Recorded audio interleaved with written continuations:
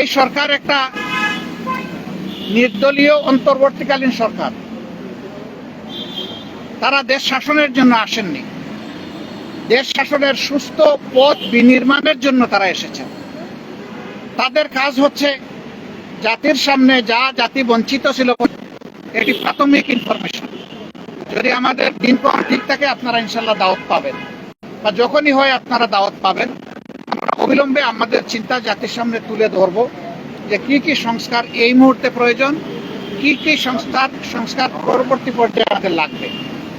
সেই জিনিসগুলো আমরা জাতির সামনে পারি এবং সকল ধরনের ষড়যন্ত্র রাখতে পারে, সেই বিষয়গুলো নিয়ে আমাদের এখানে কথাবার্তা হয়েছে।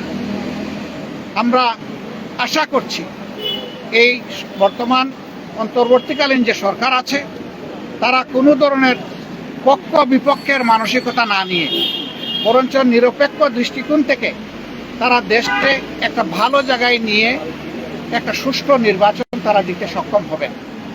এবং এই ক্ষেত্রে এইটাও আমরা আশা করছি যে এই সময়টা এই প্রত্যাশাকে ফুটিয়ে তোলার জন্য এবং আগামী দিনে একটি বৈষম্যহীন বাংলাদেশ গঠন করার জন্য যেখানে ইনসাফ ভিত্তিক সমাজ প্রতিষ্ঠিত হবে এবং কারো উপর কোনো ধরনের জুলুম দল কিংবা ধর্মের কারণে হবে না, এমন একটা দেশ ঐক্যবদ্ধ জাতি গঠনে আপনারাও আমাদেরকে এই কাজে সহযোগিতা করবেন, দেশবাসীকে সহযোগিতা করবেন। আপনাদের সকলকে ধন্যবাদ।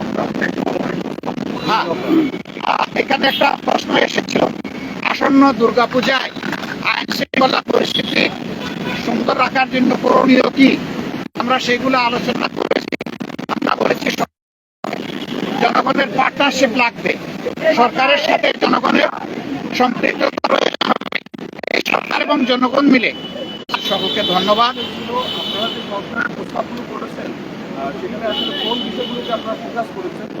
সেই কথাটাই বলছিলাম যে বাধা ঝাঁপির মূল্য লক্ষ টাকা, খুলে দিলে দাম কমে যায়।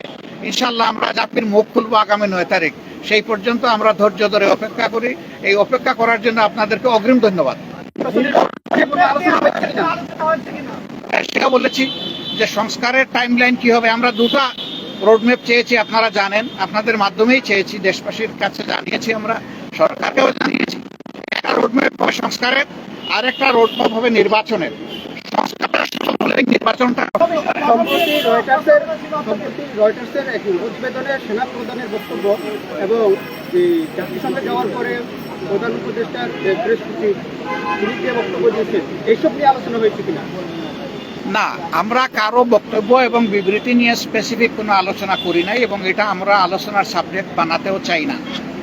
আমরা শুধু সরকারকে এতটুকু বলেছি যে জনগণের বিশাল প্রত্যাশা আপনাদের কাছে, এই প্রত্যাশার সময়টা টেনে আমরা লম্বা করব না। এইটাকে যৌক্তিক সময়ে, যৌক্তিক যে শব্দটা, এটার সম্মানটা যেন বহাল রাখতে পারি আমরা, সেই দিকে আপনাদের দৃষ্টি আকর্ষণ করি। ওনারা কোনো দ্বিমত পোষণ করেন নাই এবং আমরা আশা করি এখানে কোনো সংকট তৈরি হবে না ইনশাআল্লাহ।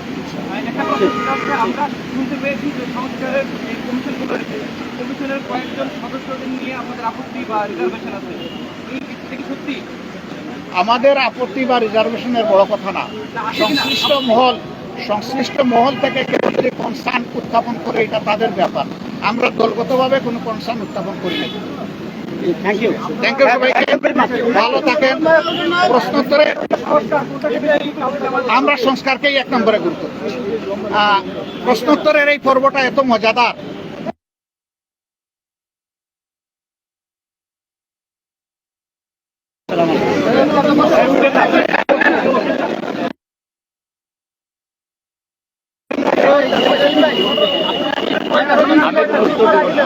জন ছিলেন, 13 জন।